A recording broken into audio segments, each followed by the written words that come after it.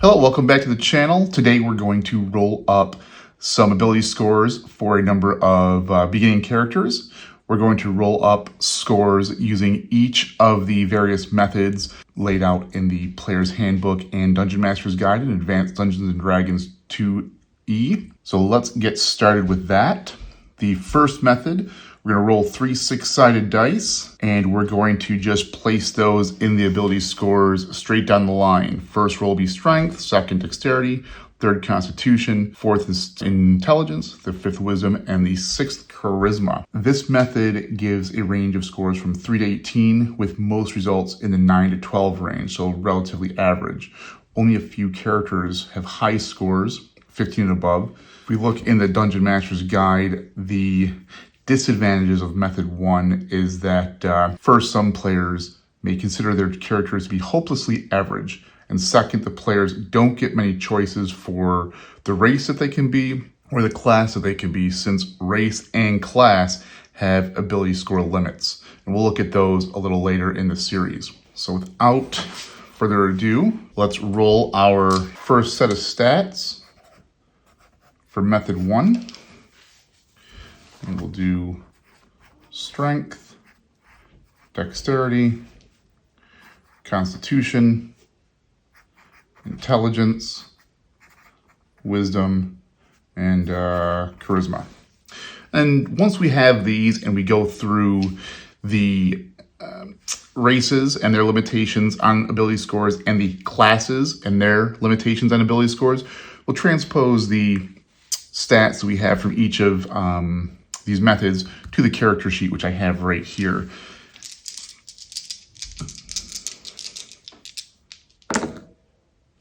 So our first ability is strength of 6. Whoops. A dexterity of 7. Constitution of 9. There's a good score.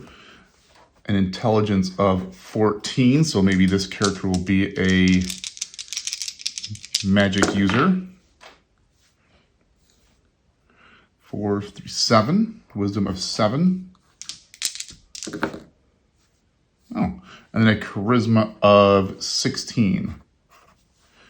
So you can see there with that first method that since we rolled one roll, 3, 6, right down the line, we have some relatively low scores and only a couple average or above average scores. So that did limit what type of character you can become, because you couldn't change your scores around or select higher scores per ability. So let's look at method 2 and see how method 2 differs. So method 2, we're going to roll 3d6 twice, noting the total of each roll. Use whichever result you prefer for your character's strength score, and repeat this for dexterity, constitution, intelligence, wisdom, and charisma.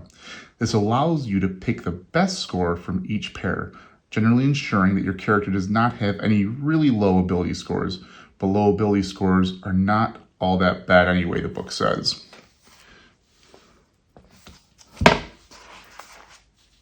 Disadvantages of method 2 are that creating the character takes slightly longer because there are more dice to roll. Despite the improved choices, a character may still not be eligible for the race or class the player wants. Let's take a look here. So for strength, we roll an 11 as our first, and a 6 for our second roll. For dexterity, we roll a 10 and a 12.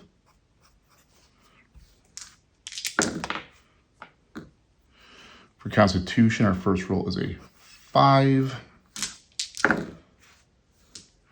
Second roll is an 8.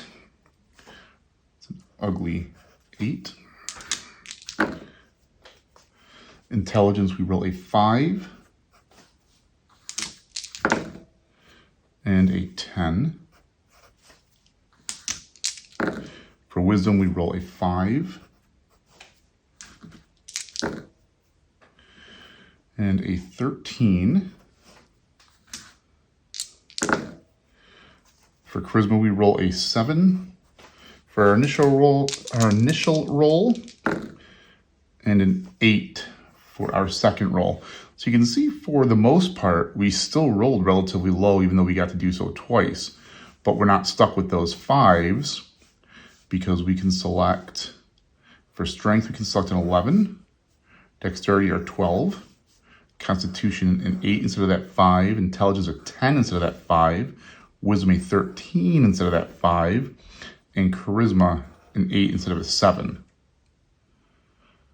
So even though we had to roll twice, right down the line, we still get stuck with some average rolls at best. We didn't even get anything higher than a 13. So that method could still produce ability scores that don't qualify for certain characters or races and or classes.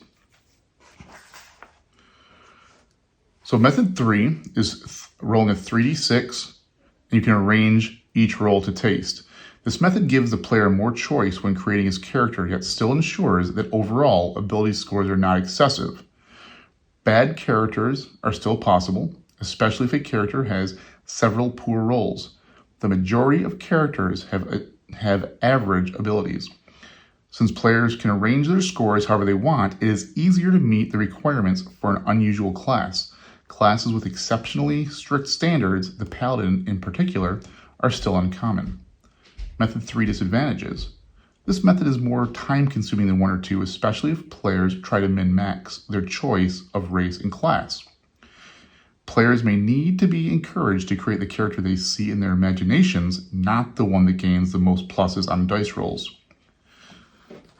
So let's do that again. This time, I'm going to list them down the line. I'm going to put a little question mark next to each one, indicating that when we come back to our ability scores after we've discussed classes and races, then we know that we can rearrange those any way we want when we put them on the character sheet, rather than skipping ahead.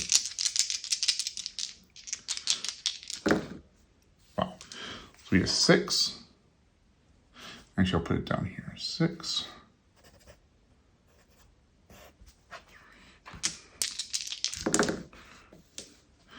And 11.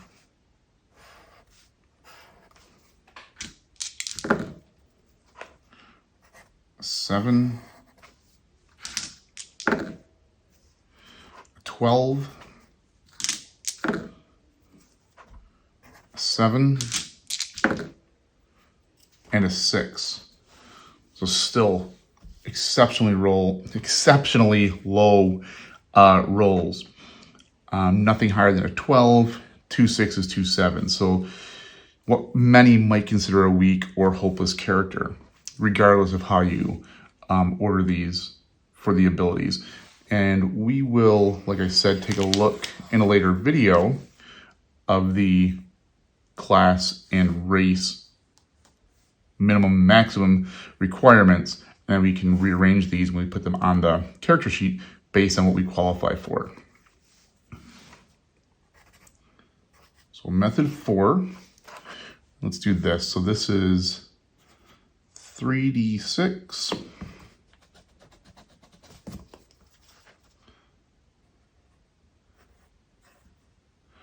down the line, 3d6 times 2 down the line,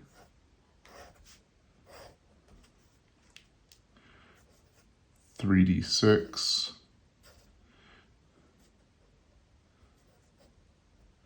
any order. And what is method number 4? So method number 4 is 3d6 twice, arranged to taste. This method has all the benefits of methods 2 and 3. Few, if any, characters are likely to have poor scores. Most scores are above average. The individual score ranges are still not excessively high, so truly exceptional characters are still very rare. However, the majority of characters are significantly above the norm. Disadvantages of this method 4. This method tends to be quite slow. Players spend a lot of time comparing different number combinations with the requirements of different races and classes. New players can easily be overwhelmed by the large number of choices during this process. So this would be 3d6 times 2, any order.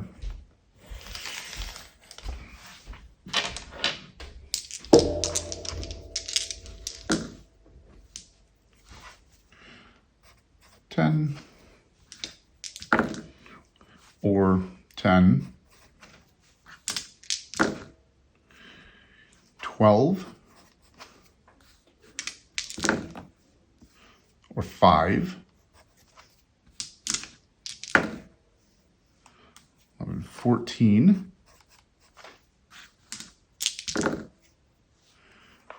oh, that's a good one, 16, wasted on a high roll anyways, 6, 11,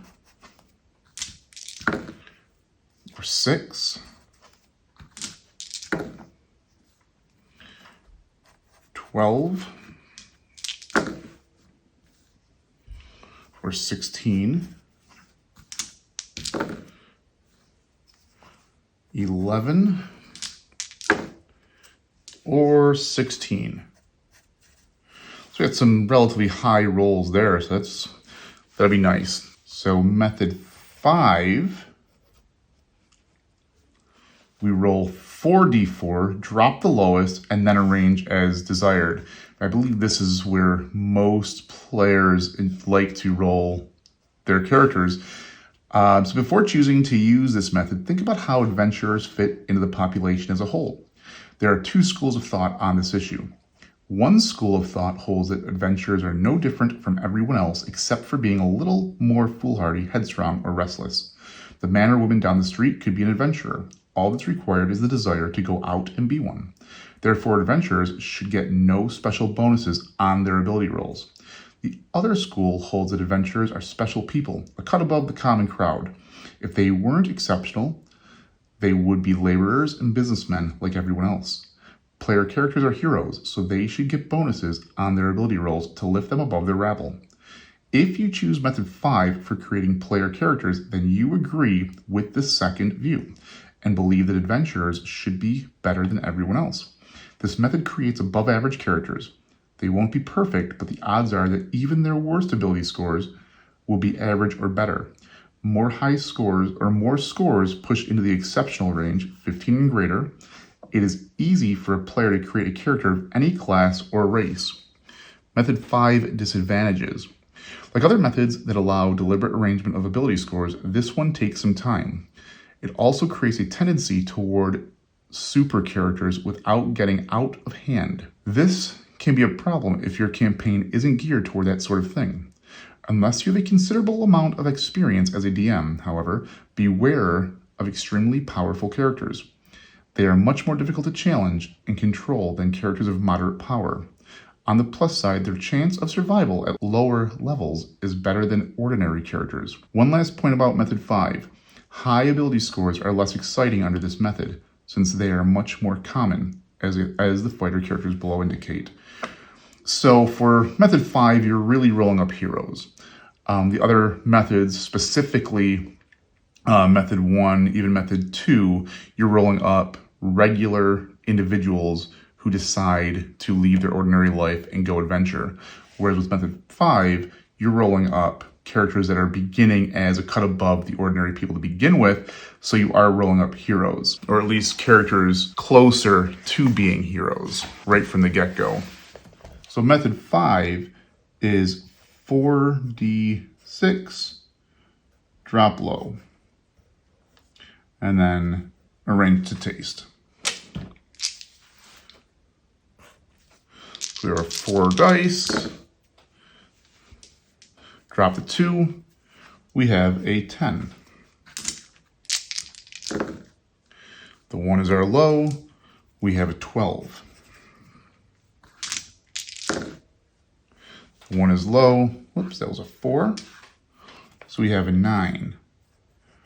Well, even with 4 dice, we're not rolling too good here. So See there, that's a little bit better. 10, 13. 2s are low. 12 and 3 is 15. And 1s are low. So 7. So even with the 46 drop the lowest or range of taste, I still rolled really poorly. I got 115 and then a 12 and a 13, which would be your slightly above average. So far, I think the best roll would have been, or the best method so far would be our method 4, 3, 6, twice arranged any order, because we did roll, or I did roll a couple high scores there. Let's take a look at method 6.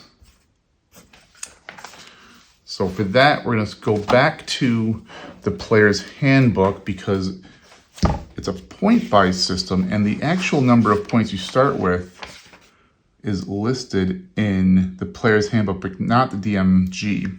So method 6, this method can be used if you want to create a specific type of character. It does not guarantee that you will get the character you want, but it will improve your chances. Each ability starts with a score of 8. Then roll 7 dice. These dice can be added to your character's abilities as you wish. All the points on a die must be added to the same ability score. For example, if a 6 is rolled on one die, all 6 points must be assigned to one ability. You can add as many dice as you want to any ability, but no ability score can exceed 18 points. If you cannot make an 18 by exact count on the dice, you cannot have an 18 score. So we'll walk through that. Let's see, method 6. What is that? Method 6. Points plus dice. This gives players more control over the character than any of the other methods. A point system makes it quite likely that a player can get the character he wants, or at least the class and race. However, in doing so, the player must make some serious compromises. It is unlikely that his dice are going to be good enough to make every score as high as he would like. In all likelihood, only 1 or 2 ability scores will be exceptional, and miserable dice rolling could lower this even further. The player must carefully weigh the pros and cons of his choices when creating the character. Method 6, disadvantages. This method works best for experienced players. Players who are not familiar with the different character classes and races have a hard time making the necessary and difficult decisions. Method 6 is points plus D6. And that's going to be 76 and 8 points. So we have 8. We start with 8 points in each ability.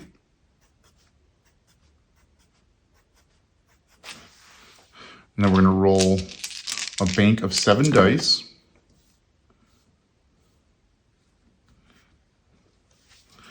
We'll just put that to the end here. So we have a 5, 5, 3, and a 2. We get 3 more.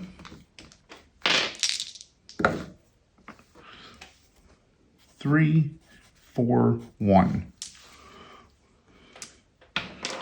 Now to get these as close to 18 as possible, we can add as many of these dice as we want to any of these scores.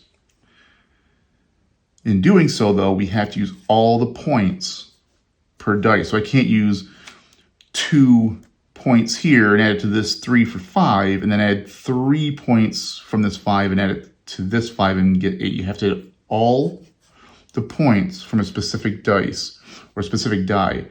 And on top of that, no single die can bring any of these scores over 18. If it does, you can't use the points on that dice or on that die. So for example, I could do 5 and 4 would be 9 plus 8 would give me 17. I couldn't use this 2 to get me to 18, as it would bring me over 18, so I can't use those points. You have to get 18 equally. You can't use a fraction of a dice or die for the additional points. So let's do this. So let's get ourselves right to 18 with one roll. Let's do maybe 2 16s. Can we do that? 13, no, maybe 2 15s. So we'll do 3 plus 2, get to 13. So let's see if we can get to 2 13s. 4 plus 1 equals 13. And then that 3 would be 11. And we would have 2 8s. And those would be our scores. Ideally, you are doing this method, any of these last 4 methods, having already looked at the requirements for classes and races. So we'll skip ahead a little bit in the player's handbook. Since at the time of this recording, we haven't read these next 2 chapters, but you can see, where are we? Yeah, here. So you can see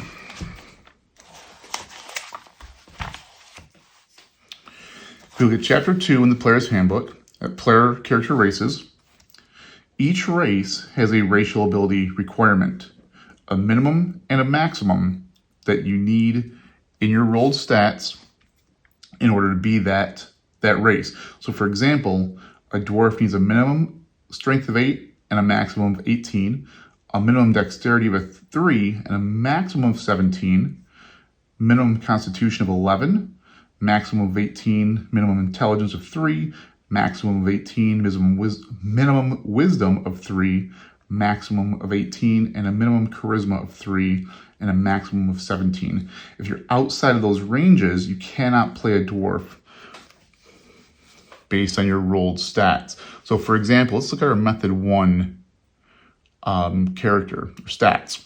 So I have a strength of 6. I cannot be a dwarf. I just barely make being a gnome, and I cannot be a halfling. So that takes out dwarf and halfling for my first character. Dexterity of 7. Let's look at the remaining characters. Dexterity of 7. I can be an elf.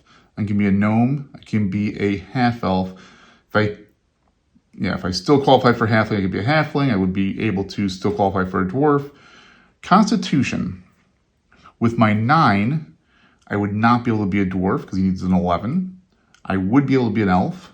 I would be able to be a gnome and a half elf, but I would not be able to be a halfling. So that 9 knocks me out of 2 races again. Intelligence of 14.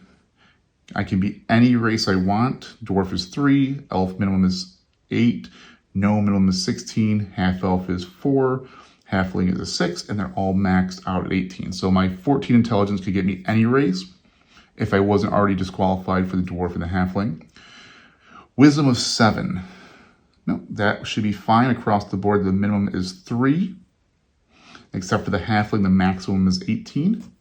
Charisma of 16, that's high enough to be within the range of all 5 races. So again, that's where it comes into play for these arrange as desired methods, because if you wanted to be, let's say, a halfling, you'd have to make sure that these 6s aren't in your strength or dexterity. Otherwise, you not qualify for a halfling. So when we get to these player character race chapters and then the classes chapters, we will rearrange these to try to make characters that we want. All right. In the meantime, let's roll up stats for 4 characters. And because this is how I would roll up my characters when I was younger, ideally we'll use method 1 to create 4 characters and use them as examples throughout the series. And what we'll do is we'll put them right on 4 character sheets. So let's go ahead. We're going to roll method 1, 3, 6 right down the line. And then we'll put these character sheets aside until we come back to the class and race chapters. So we have a 9 and 3, which would be a 12.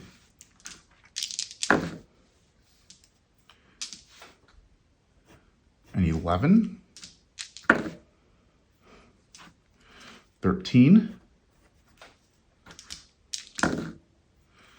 12,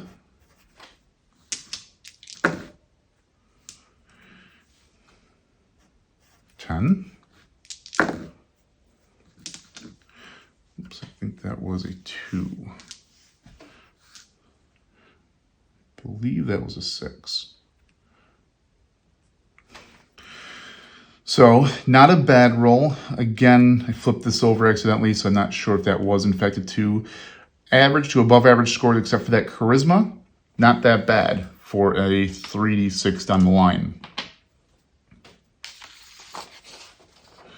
Character number 2 is 11, 14. Maybe a warrior type. 11 for dexterity.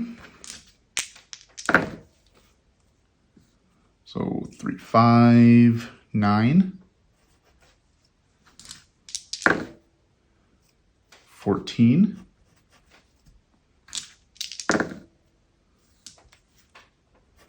10. 14. So again, not a bad roll for 3d6 down the line.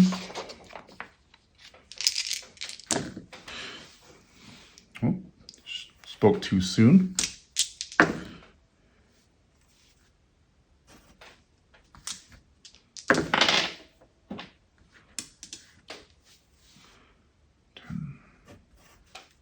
Ten for Constitution,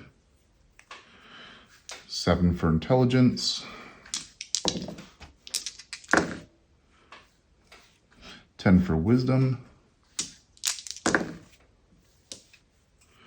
and a 10 for Charisma. So this character, thus far, would be our weakest so far. A lot of low to low average ability scores.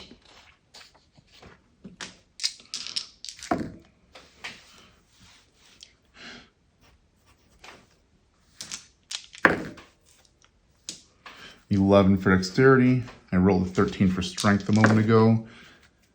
10 for constitution. And 11 for intelligence. 7 for wisdom. And a 4 for charisma. This guy is not going to attract many followers or keep many of his followers loyal. So these are the 4 characters that we'll use for ongoing examples throughout the rules in the Player's Handbook and the Dungeon Master's Guide. I will take the other characters that we rolled up, or the other ability stats that we rolled up, and when we go through the race chapter and the classes chapter, as I mentioned before, we will assign these stats to create characters as we go. But we'll use the method 1 characters I rolled up just now as our example characters throughout the learning how to play AD&D 2e. So I hope that you learned a little bit about rolling up stats with AD&D 2e. You can see that there are definitely multiple methods to roll up stats, and although some of them seem on the surface to allow for higher stat rolls, realistically speaking, it all comes down to whether you roll high or not, whether it's 3d6 down the line or point plus d6 or the 46 minus the lowest. You can see that some of these scores are still really low. The benefit of 46 minus the lowest arrange to fit and the points plus d6 are really that you can put those higher stats wherever you want them if you roll them up. And that way you can get the character and race that you desire rather than being stuck with something that you may not have envisioned from the method 1.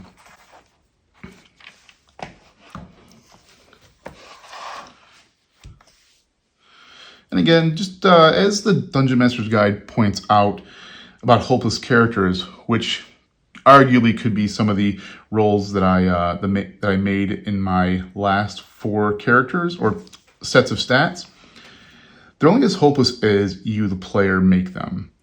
you can take a low stat character and over the course of an adventure or campaign, you can do a lot with them still. Yeah, they may die and maybe you have to roll up a new character after 1 or 2 adventures or sessions. But over the course of a game and campaign, you might get wishes or special magical tomes and books that will allow you to raise your stats. So it might be your character's goal to become better than he is. He may start off below average, but he may want to go on an adventure so he can become a hero. Not start out as one, but become one. And by seeking magical items and stronger armor and weapons and gaining experience and leveling up and things like that, that's how your character can become a stronger individual in the game world. So think of that before you decide that a low statted character is a waste of time to play. And as discussed in the Dungeon Master's Guide as well, you can roll up multiple characters and have a stable of characters. I know some players did that back in the day. And for each adventure, you could use one character for several games, or you might even have some weaker characters that you want to run through the game as you learn to play and let them die off. And then when you have a handle on how to play the game, you start playing your stronger characters that you rolled up, or the ones that are closer to your vision of the character that you wanted. So maybe roll up 3, 4, 5 characters and progressively play through those as you learn the game. Once you have your abilities rolled up, and after you've selected your class and race and got any additional modifiers for your race into your ability scores and have assigned those stats to the abilities, you're going to want to come back to this first chapter in the Player's Handbook and go through the ability score tables, or the ability tables. So for example, strength, once you have your stat and any bonuses for that stat based on your race, you're going to want to come back into the ability score, find it. So in this case, my method 1 was a 6. Ability score 6 is 7, and you're going to want to get your hit probability adjuster, your damage adjustment, your weight allowance, your max press, your open doors modifier, and then your bend bars and lift gates percentage. So you're not done with this chapter yet, but you will have to come back to it after you select your race and your class. And we will do that. So for now, I will leave you. If you have the Player's Handbook, go through it, roll up some of your own stats if you haven't already. Hopefully you rolled some along with me. And in the next video, we will read through the player character races. We'll learn about each race, some of their bonuses, and again, we'll talk about their racial ability requirements and any special bonuses and penalties for each that you will need to know. And then we'll go on to the classes. So again, thanks for joining me in this video. I hope you learned a little bit about each method of rolling up a character, the pros and cons, and have decided what you might want to use in your next campaign or when you start to play Advanced Dungeons & Dragons 2nd edition. So again, thank you very much. See you next time.